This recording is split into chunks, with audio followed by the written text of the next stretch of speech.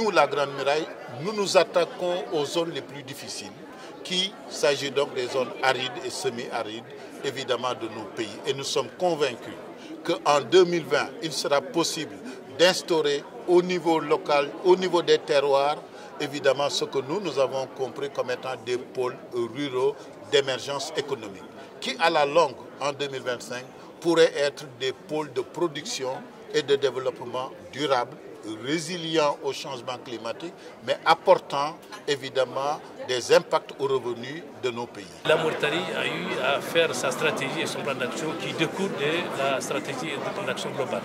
En plus de ça, il fallait aussi de mettre en place des organes de structures nationales. La Mauritanie a créé son agence, sa propre agence, qui est chargée de l'exécution des travaux sur le terrain. La gestion de l'arbre par les populations, régénération naturelle assistée, a permis de restaurer au moins 5 millions d'hectares dans les terroirs du sud Niger.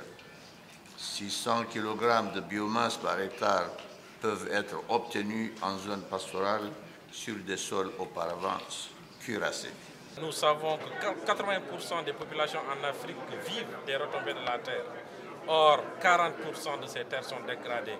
Alors, dans certaines zones, notamment dans les pays sahéliens, c'est pratiquement 95% des populations vivent de l'agriculture et de l'élevage.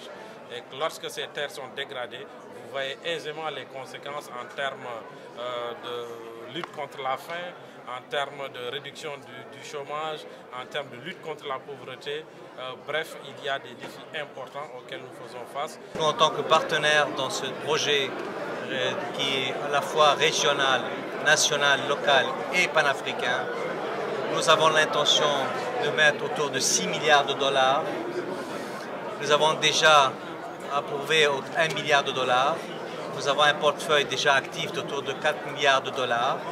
Et dans le cadre de notre programme de climat que nous avons annoncé à Paris, dans la COP21, nous avons décidé de mettre autour de 2 milliards de dollars additionnels pour la lutte contre la désertification, pour aider les populations, pour des programmes économiques, agricoles, de résilience. En vérité, la bande du Sahel et du Sahara est fortement affectée par l'avancée du désert, le stress hydrique, la perte de biodiversité, résultant à la fois des changements climatiques et des phénomènes anthropiques liés à une exploitation abusive du capital naturel.